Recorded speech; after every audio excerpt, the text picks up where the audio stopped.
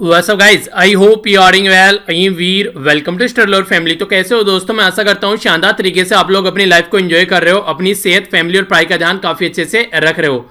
Lecture काफी important और काफी इंटरेस्टिंग रहने वाला है। आप लोगों के लिए स्टार्टिंग में एक क्विज होगा जिसमें कुछ क्वेश्चंस पूछे जाएंगे, फिर आगे वीडियो चलेगी और वीडियो के एंड में एक क्विज होगा।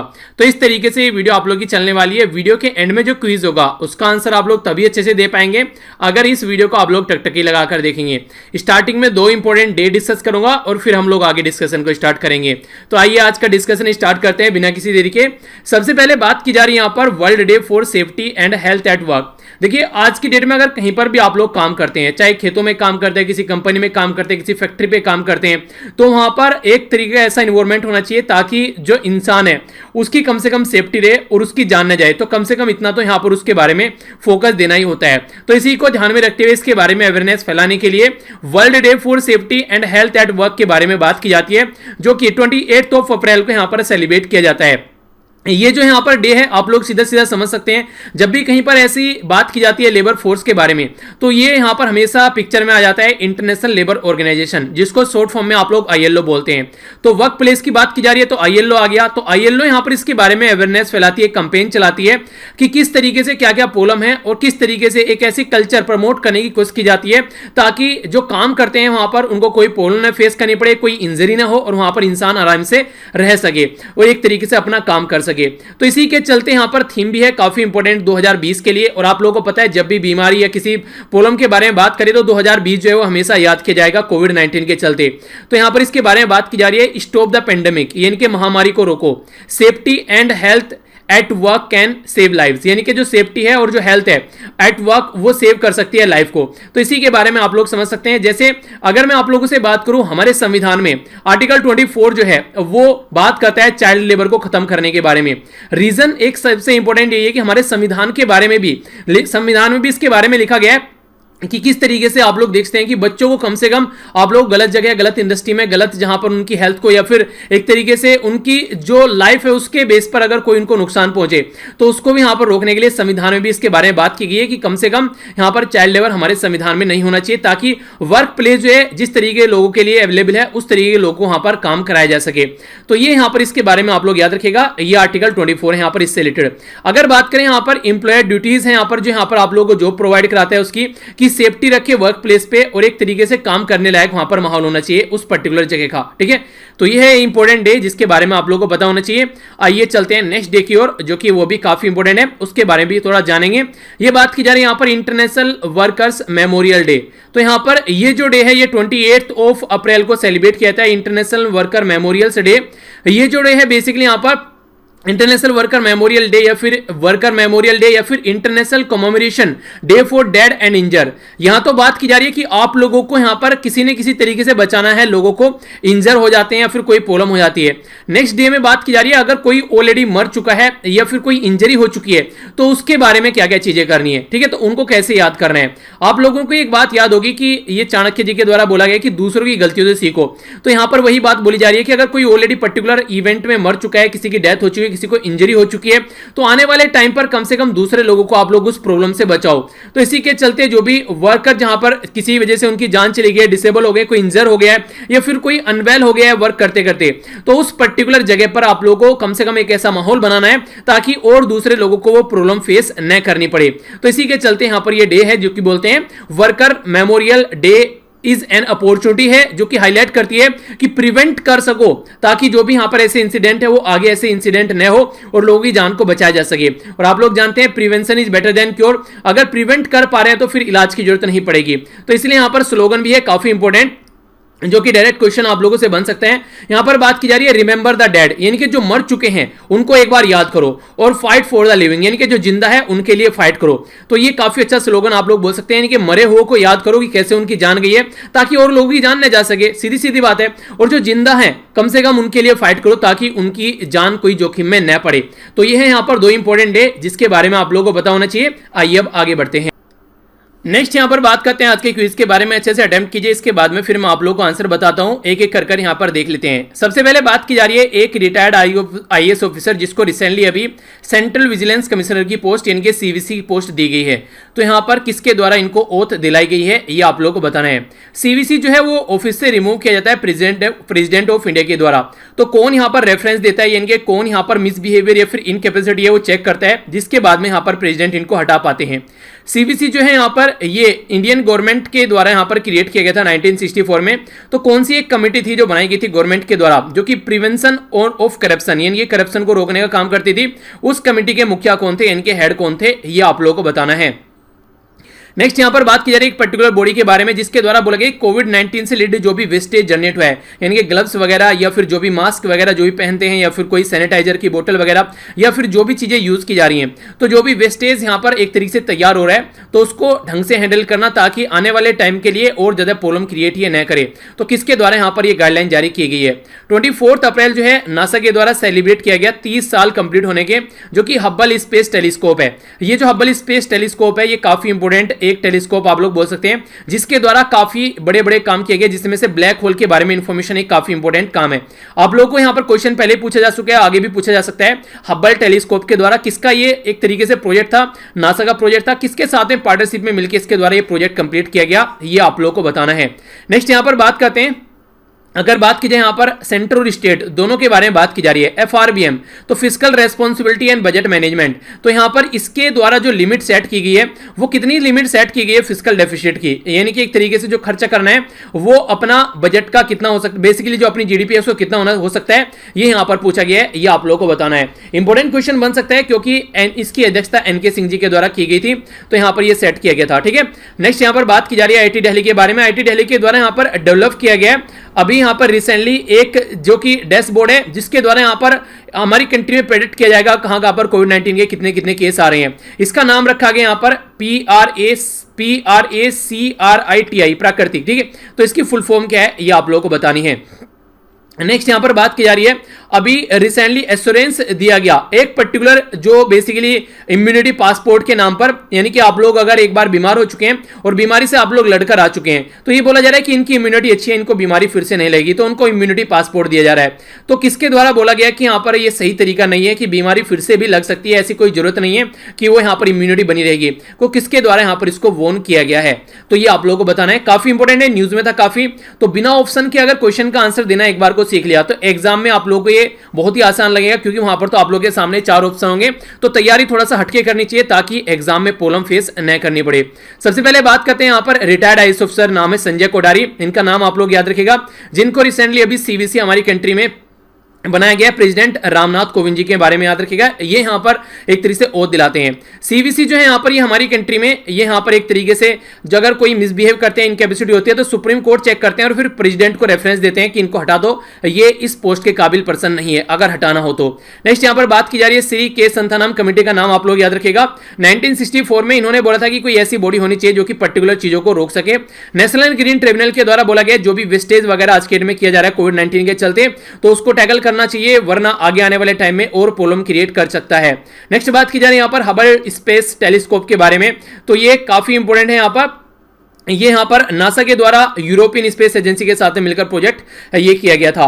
नेक्स्ट यहां पर अगर सेंट्रल स्टेट के बारे में एफआरबीएम की बात करें तो यहां पर 3% होना चाहिए, ये काफी इंपॉर्टेंट है। फिजिकल जो डेफिसिट है काफी ज्यादा न्यूज में भी था ये रिसेंटली अभी इसके चलते कोविड-19 के चलते।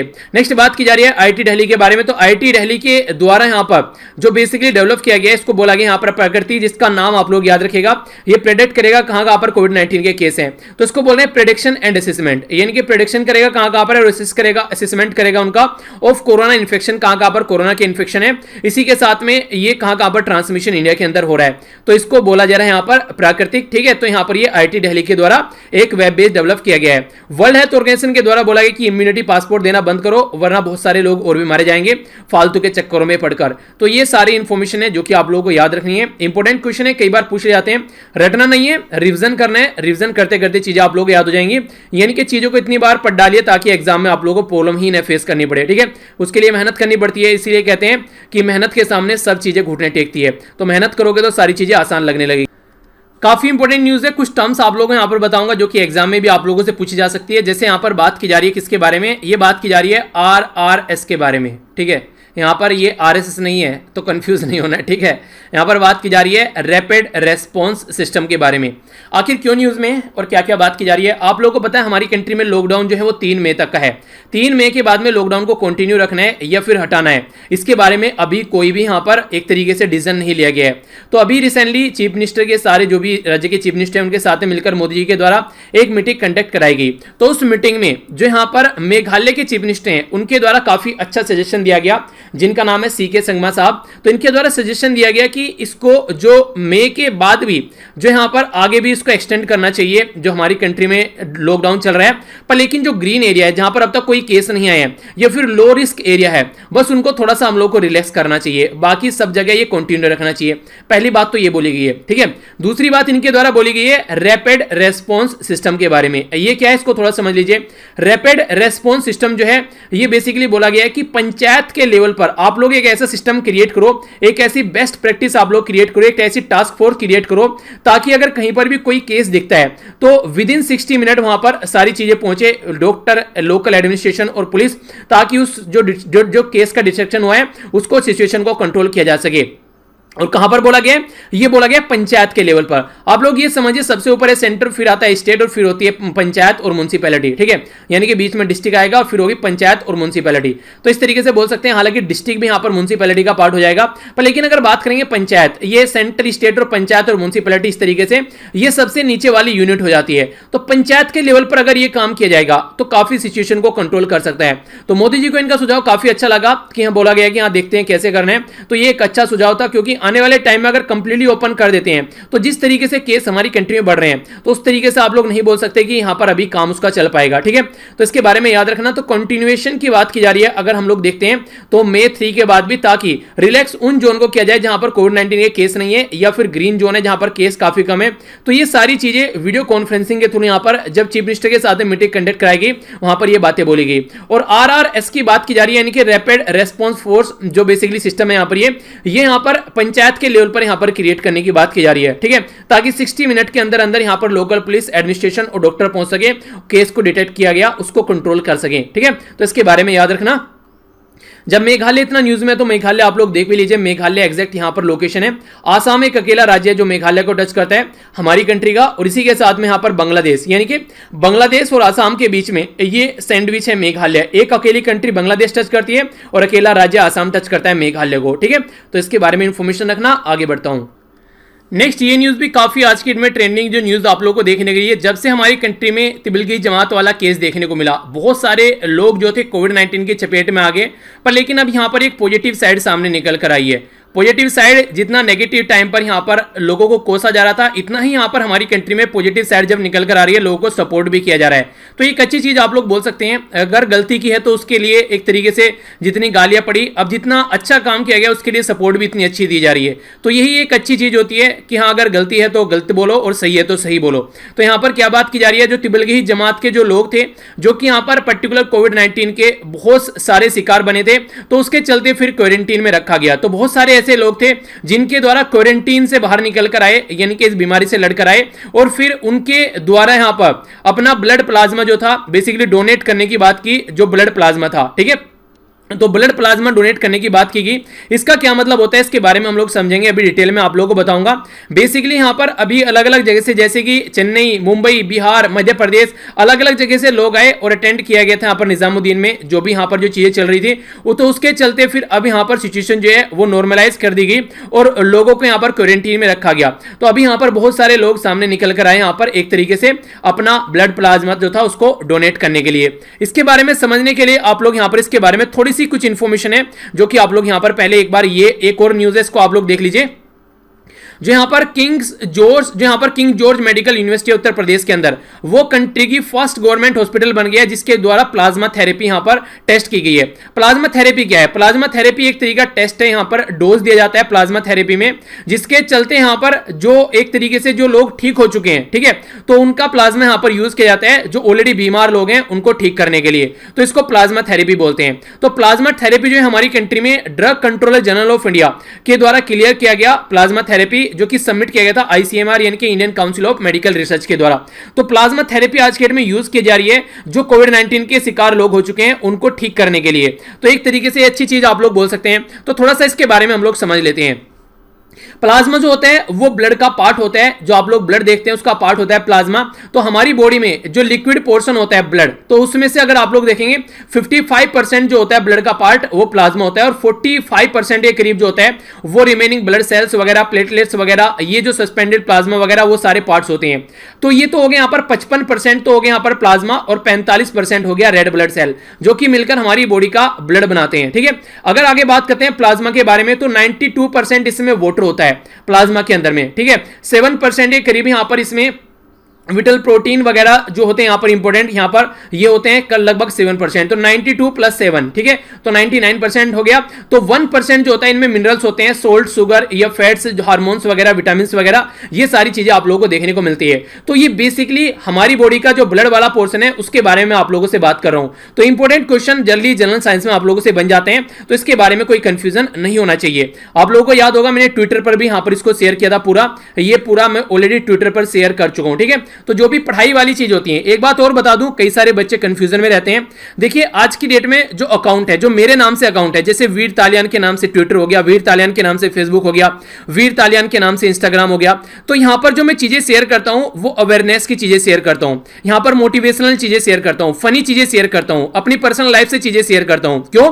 क्योंकि यहां पर ये मेरे पर्सनल अकाउंट है। पर लेकिन जब हम लोग स्टडी के बारे में बात करते हैं तो SLV का यहां पर अगर आप लोग देखेंगे, जो स्टडी लवर वीर का ट्विटर का चैनल हो गया, स्टडी लवर वीर का जो आज के डेट में इंस्टाग्राम का चैनल हो गया, स्टडी लवर वीर का फेसबुक का चैनल हो गया, यहां पर हम लोग सारी पढ़ाई के बारे में बात करते हैं। ठीक है, तो कंफ्यूज मत हुआ कीजिए, अगर पढ़ाई की सारी चीजें आप लोगों को देखनी है तो सारी SLV पर आप लोगों को देखने को मिलेगी मेरे बारे में, या फिर कोई इंटरेस्टिंग चीजें या फिर कोई मोटिवेशनल चीजें, जो सारी ऐसी चीजें जो कि आप लोगों को एक तरीके से माइंड रिफ्रेश करने का काम करती है, वो सारी मेरी प्रोफाइल्स पर आप लोगों को देखने को मिलेगी। तो कई सारे बच्चे कंफ्यूज हो जाते हैं, सर ये क्या है? तो देखिए ये अलग अलग चीजें इसलिए क्योंकि ये पढ़ाई है और ये मेरी पर्सनल लाइफ है। तो पर्सनल लाइफ में तो मैं कुछ भी कर सकता हूं, पर लेकिन पढ़ाई के टाइम पर यहां पर पढ़ाई होगी। ठीक है, तो यहां पर तो अगर मुझे कोई चीज पसंद नहीं है मैं उसको क्रिटिसाइज कर सकता हूं आसानी से, क्योंकि मैं भी एक इंडियन सिटीजन हूं, तो मुझे पूरा हक है यहां पर। तो इस तरीके से आप लोग इसको लेकर चलिएगा। ठीक है, अगर पढ़ाई के लिए ही आप लोगों को फॉलो करना है तो आप लोग बस SLV वाली चीजें फॉलो कीजिए, और अगर थोड़ा सा एंटरटेनमेंट भी चाहिए, माइंड फ्रेश भी चाहिए, मोटिवेशन भी चाहिए, तो फिर आप लोग इन चीजों पर भी आप लोग मेरे साथ में कनेक्ट हो सकते हैं। लिंक सारे A to Z वीडियो के नीचे आप लोगों को मिल जाते हैं डिस्क्रिप्शन बॉक्स में,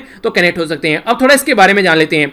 4 इंपॉर्टेंट फंक्शन आप लोगों को बॉडी में देखने को मिलते हैं प्लाज्मा के। सबसे पहले तो ये ब्लड प्रेशर और जो वॉल्यूम है उसको मेंटेन रखने का काम करता है। दूसरा जो बॉडी में क्लोटिंग या फिर इम्यून सिस्टम जो है उसको एक तरीके से जो क्रिटिकल होता है काफी एक तरीके से उसको सप्लाई प्रोवाइड कराने की कोशिश करता है।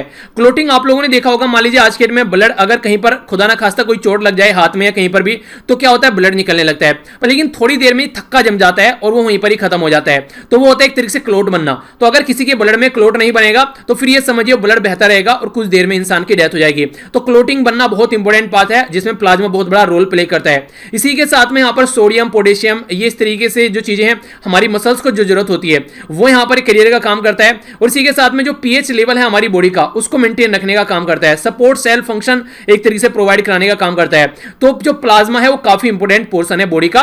खासकर अगर बात करें यहाँ पर इम्यून सिस्टम के बारे में बात की जा रही है तो बेसिक फंडा यही है कि इसलिए यहाँ पर जब प्लाज्मा किसी का कोविड-19 के साथ में लड़ चुका है और उसका प्लाज्मा निकालकर किसी दूसरे इंसान को दिया जाएगा तो उसकी बॉडी भी एक तरीके से इम्यूनिटी जो है उस बॉडी की बढ़ जाएगी और हो सकता है कि उस पर्सन का भी जल्दी ही इलाज हो जाए। तो इसीलिए यहां पर ये न्यूज में था। ठीक है, तो याद रखना पूरा डिटेल में मैंने आप लोगों को समझा दिया। क्वेश्चन अब छूटना नहीं चाहिए, अगर आए तो आगे बढ़ता हूं।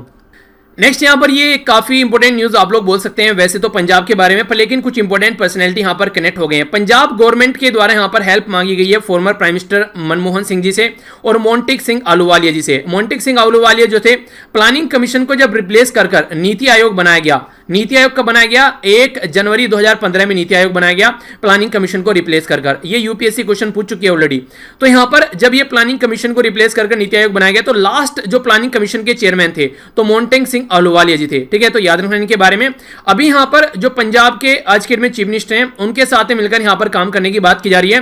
तो यहां पर मनमोहन सिंह जी जो फॉर्मर प्राइम मिनिस्टर हैं और मोंटेक सिंह आहलूवालिया जी और पंजाब के चीफ मिनिस्टर, ये सब गाइडेंस प्रोवाइड कराएंगे कि कोविड-19 के साथ में कैसे लड़ना है। ठीक है, तो देखते देखते हैं क्या प्लान निकल के आता है, और हो सकता है कुछ ऐसा प्लान निकल के आ जाए कि कंट्री के लिए भी फायदेमंद हो। तो आज की डेट में ऐसी सिचुएशन में हम लोग यहाँ पर सेंटर और जो अपोजिशन है उसको मिलकर काम करना चाहिए। पॉलिटिक्स जो है वो बाद में हो जाएगी, पहले आज के डेट में लोगों की जान बचाना सबसे ऊपर प्रेफरेंस होना चाहिए यहाँ पर, ठीक है। तो इसके बारे में याद रखना। नेक्स्ट यहां पर एग्जाम के बारे में बात की जा रही है। अभी यहां पर central board of secondary education, जिसको सीबीएसई बोलते हैं शॉर्ट फॉर्म में आप लोग, उसके द्वारा यहां पर बोला गया है कि अभी कुछ नहीं पता है कि जो पेंडिंग एग्जाम है उसको कब कंडक्ट कराया जाएगा, क्योंकि आज के दिन में आप लोग जानते हैं कंडीशन कैसी है, और बच्चों को इस हालत में यहां पर कहीं ना कहीं इस तरीके हम लोग खतरे में नहीं डाल सकते कि उनका लिए एग्जाम कंडक्ट कराया जाए। तो जब तक सिचुएशन नॉर्मलाइज नहीं होती है तो आप लोग ये मत समझिए कि एग्जाम कंडक्ट हो जाएंगे, एग्जाम कंडक्ट नहीं होंगे, पहले सिचुएशन नॉर्मलाइज होना जरूरी है, ठीक है। चाहे वो इस एग्जाम की बात की जा रही है, चाहे किसी भी एग्जाम की बात की जा रही है। इवन यूपीएससी के इंटरव्यू तक स्टॉप कर दिए गए थे, उसमें तो एक एक बंदे को बैठाया जाता है ना, वहां पर स्टॉप कर दिया इंटरव्यू। तो समझिए आप लोग जहां प्रीलिम्स वगैरह दूसरे एग्जाम कंडक्ट कराए जाएंगे जिनकी डेट भी नहीं है, तो कैसे पॉसिबल है। तो जब तक कोविड-19 का कहर है तब तक तो आप लोग सोचिए भी मत कि एग्जाम होगा, पर लेकिन इसका मतलब ये नहीं कि एंजॉय करना स्टार्ट कर दिए, पढ़ाई करिए अच्छे से, क्योंकि सिचुएशन काफी खराब है देश में। अगर आप लोग देखते हैं लोग जो है लंबी समय कतारों में खड़े हुए हैं अपने रोजी रोटी के लिए, एक तरीके से खाना, एक तरीके से पेट के लिए। आज के डेट में ये है, जिस तरीके से आप लोगों ने देखा बस में बैठ गए तो सीट पर अपना बैग रख दिया कि ये मेरी सीट हो गई, इसी तरीके से यहाँ पर सबने अपने अपने थैले रख रखे हैं, राशन लेने के लिए गए, क्योंकि आप लोगों को पता है आज के डेट में कंडीशन क्या बनी हुई है। तो ये यहाँ पर एक सीन है जो कि आप लोग देखते हैं पुणे के अंदर का। ओके, नेक्स्ट यहाँ पर अगर बात की जाए, ये कुछ यहाँ पर पॉइंट आप लोगों को दिखाने की कोशिश की जा रही है। मोदी जी के द्वारा थोड़ा सा हिंट दिया गया है कि 3 तारीख के बाद में लॉकडाउन थोड़ा सा ओपन किया जाएगा, पर लेकिन ये उन एरिया में ओपन किया जाएगा जिनको ग्रीन कैटेगरी में रखा गया है, जहां पर या तो केस नहीं है या फिर जहां पर केस थे वो केस खत्म हो चुके हैं। तो उस जगह पर आप लोगों को ये सिचुएशन देखने को मिलेगी। जैसे कि अगर उदाहरण के तौर पर मैं आप लोगों को बताऊं तो आप लोग यहां पर देख सकते हैं, ये देखिए यहां पर अगर नॉर्थ ईस्ट के बारे में बात करें तो 27 अप्रैल को यहां पर 5 राज्य 8 में से, जैसे कि मणिपुर, नागालैंड, सिक्किम, त्रिपुरा और अरुणाचल प्रदेश, ठीक है। तो ये सारे राज्य है, और इसके साथ में ये सारे राज्य जो है यहाँ पर, ये सारे राज्यों को यहाँ पर बोला गया कि कोविड-19 फ्री हो चुके हैं। गोवा ऑलरेडी फ्री हो चुका था, अब ये 5 राज्य भी कोविड-19 फ्री डिक्लेयर कर दिए गए हैं। बाकी मेघालय, आसाम और मिजोरम के बारे में अगर आप लोग बात करेंगे तो यहाँ पर अभी कोई नया केस रिपोर्ट नहीं किया गया है। और ये इन्फॉर्मेशन किसके द्वारा दी गई है? ये इन्फॉर्मेशन दी गई है हमारी कंट्री में जो ministry of development of north eastern region है, जितेंद्र सिंह जी के अंडर में, ठीक है। तो याद रखना इनके बारे में, एक बार आप लोग ये राज्य भी देख लीजिए, कंफ्यूजन नहीं होना चाहिए। टोटल 8 राज्य की जिनकी बात की, यहां पर ये सिक्किम हो गया, इधर चलेंगे तो अरुणाचल प्रदेश देखने को मिलेगा, जिसको 2 राज्य टच करते हैं। कौन कौन से टच करते हैं? नागालैंड टच करता है और आसाम टच करता है। नागालैंड के बारे में बात करूं तो यहां पर आसाम, अरुणाचल प्रदेश और मणिपुर टच करता है। मणिपुर के बारे में बात करें तो नागालैंड, आसाम और मिजोरम टच करता है। मिजोरम के बारे में बात करें तो त्रिपुरा, मणिपुर और आसाम टच करता है। मेघालय के बारे में थोड़ी देर पहले अभी बता दिया आप लोगों को, सिक्किम यहां पर हो गया, जिसको अकेला राज्य टच करता है वेस्ट बंगाल, ठीक है। तो ये नॉर्थ ईस्ट के राज्य में से 5 राज्य फ्री हो चुके हैं और बच के 3 राज्य में कोई नया केस नहीं आया। तो जो सबसे पहले ओपन किया जाएगा वो इन पर्टिकुलर एरिया को ओपन किया जाएगा। तो कोई कंफ्यूजन माइंड में आप लोगों को नहीं रखना है, ठीक है। आगे चलता हूं।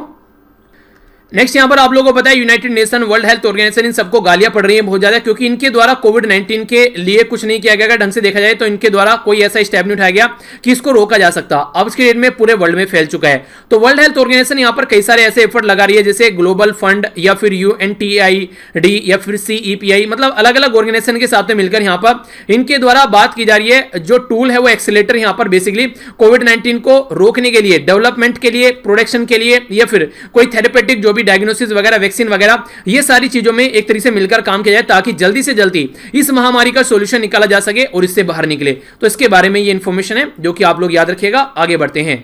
इंपॉर्टेंट न्यूज है, कई बार ऐसे क्वेश्चन आप लोगों से पूछ ले जाते हैं। यहां पर जो बात की जा रही है, ये बात की जा रही है सिप्री के बारे में। कई बार आप लोगों को शॉर्ट फॉर्म भी देखने को मिलती है। जब क्वेश्चन वाली वीडियो में मैंने आप लोगों से क्वेश्चन भी अटेम्प्ट कराए कई सारे, जब भी यहां पर इसकी रिपोर्ट निकल कर आती है तो हमारी कंट्री का नाम इसमें जरूर आता है। इसको बोलते हैं SIPRI, ठीक है। तो जो सिप्री है इसको बोलते हैं Stockholm International Peace Research Institute, ठीक है। तो ये बेसिकली एक इंस्टीट्यूट है जो कि एक रैंकिंग तैयारी करता है कि कौन कंट्री मिलिट्री के कितने कितने इक्विपमेंट खरीदकर कितना कितना खर्चा कर रही है, उसके बारे में एक इंफॉर्मेशन प्रोवाइड कराता है। तो Stockholm International Peace Research Institute जो है यहाँ पर, ये तो आप लोगों ने अगर सबसे पहले पूछे कहां पर है ये, तो ये स्वीडन के अंदर में है। तो इसके द्वारा बोला गया है कि अकॉर्डिंग टू जो रिपोर्ट के द्वारा कि चाइना, इंडिया और USA, यानी कि USA, चाइना और इंडिया जो है वो टॉप 3 मिलिट्री में स्पेंड करने वाले हैं 2019 में, यानी कि 2019 में सबसे ज्यादा खर्चा मिलिट्री में किया गया यूएसए, चाइना और इंडिया के द्वारा। और सबसे इंपॉर्टेंट बात क्या है यहाँ पर, सबसे इंपॉर्टेंट बात यहाँ पर ये कि एशिया के 2 मेंबर हैं यहाँ पर, चाइना और इंडिया। नेक्स्ट अगर बात करें तो 3 top military spender in the world, तो रसिया एंड सऊदी अरेबिया जो है वो 4th एंड 5th प्लेस पर आप लोगों को देखने को मिले, और ये हो गए यहाँ पर ये टॉप 3, ठीक है। और चौथे नंबर पर रसिया और 5वें नंबर पर हो गए Saudi Arabia. Top 3 military spender जो है वो 62% जो है ये मिलिट्री एक्सपेंडिचर टोटल है वो यहाँ पर एक तरीके से आप लोगों को देखने को मिलेगा।